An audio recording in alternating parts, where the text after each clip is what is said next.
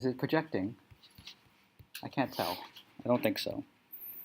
So, and my screen is very dark for some reason. Why is this so dark?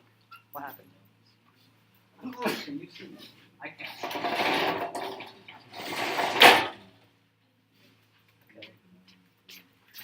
I don't know what happened with the projector. It's quite hard to see.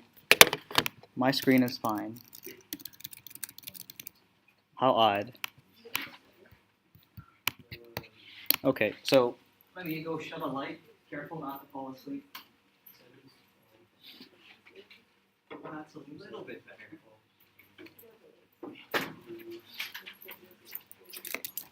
How odd.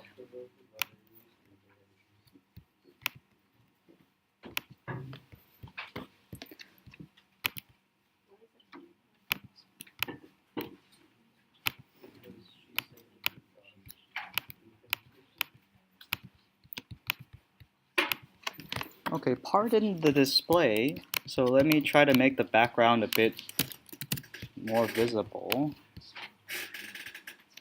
Okay, is that better? Can you see a square? Barely? Should I just have a white background and a black square? Background 0, all lights are off. I want all lights on. My box will then be black colored. So maybe this will be better. Do you see a black square? Okay, but then you can't see my code. This is a pain. But we will make do. So the video will turn out just fine. Worst case, you just look at the video. So far, you should have at least gotten a box there. Maybe you played with the rotate function just once. Rotate x, and let's say we do, I forget if it's pi or, okay, so I think it's in degrees. Let's do 90. You'll see a slight shift. The box rotates along the x-axis ever so slightly. If you rotate it 200, it does another turning, I think, clockwise. And if you change it to 10, so far you get tiny kinds of shift. You should know that when we're working with 3D, there are 3 different axes. You can rotate along x, you can rotate along y, and then third, to get that third dimension, is the z-axis. So now this thing will do like 3 kinds of rotation.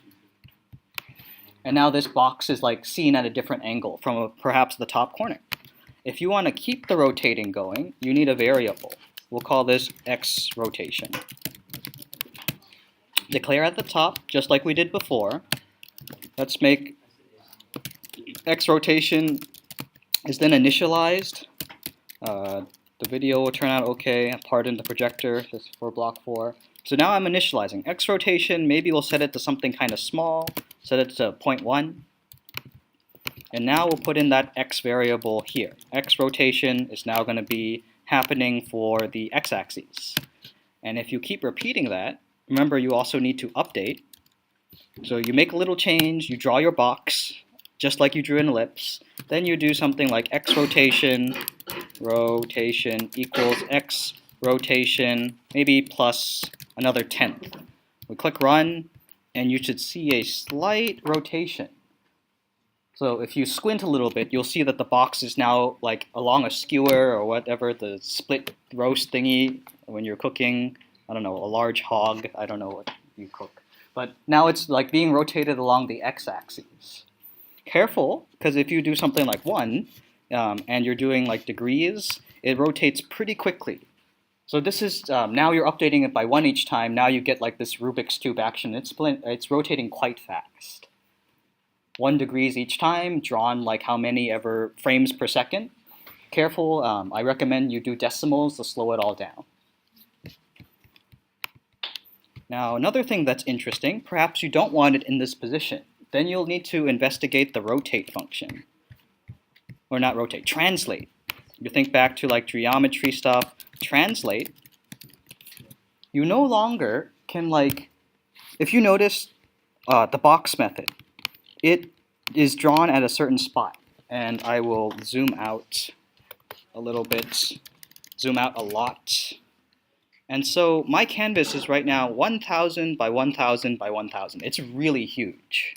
And from your observations, you should observe that when we draw a box, unlike an ellipse from the previous stuff we've drawn, you don't tell it to draw it in a certain x or a y coordinate. That part's not there. In order to move your shapes, you have to translate it. By default, all 3D shapes are drawn in the center. This is as if it were the position 0, 0, 0. 0 for x, 0 for y, and 0 for z. In order to move things along, you need to use translate. So maybe we'll move it right 100, move it up, because y I think still goes, and then move it to, oh gosh. So then maybe we won't change it on the z coordinate. So I'm adding in this translate. You should see this cube like shift over. Oops. Okay, and now you see a little, now you see my cube kind of spazzing out a bit. It's rotating in a circle, but also notice that I'm repeating the translation over and over again. Let's, for example, pause, let's say here. So we'll go back. I'm commenting out the translate. Oh wait, sorry, wrong language.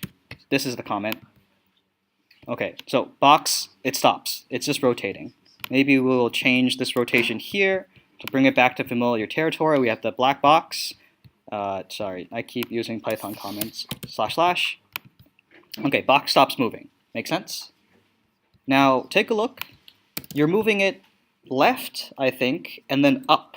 But when you're repeating it across the x-axis, that should be your one thing of rotating. If you add in translating and rotating, that's when life gets complicated, because it keeps stacking on top of one another. That's the odd behavior that you're noticing now. If you played around with shape rotations, like back with your animal assignment in 2D drawings, you would have noticed if you like rotate 90 degrees and you rotate 90 again, you actually rotated like a total of 270. It didn't erase what came before it. That's why you have push and pop. So let's say, for example, I will point out, so my slides are all really messy, but around slide 159, there are a couple videos from this professor at a university in New York that's focused on art and design. He has a YouTube channel called Coding Train, and it's kind of neat. He uses the same language you do. You should investigate these 4 videos to get you started. And then if you want to do more complicated rotating along with translating, pay attention to push and pop whenever he mentions it. Questions, comments? Okay, so computer programming A, continue exploring and mess around with these 3D shapes.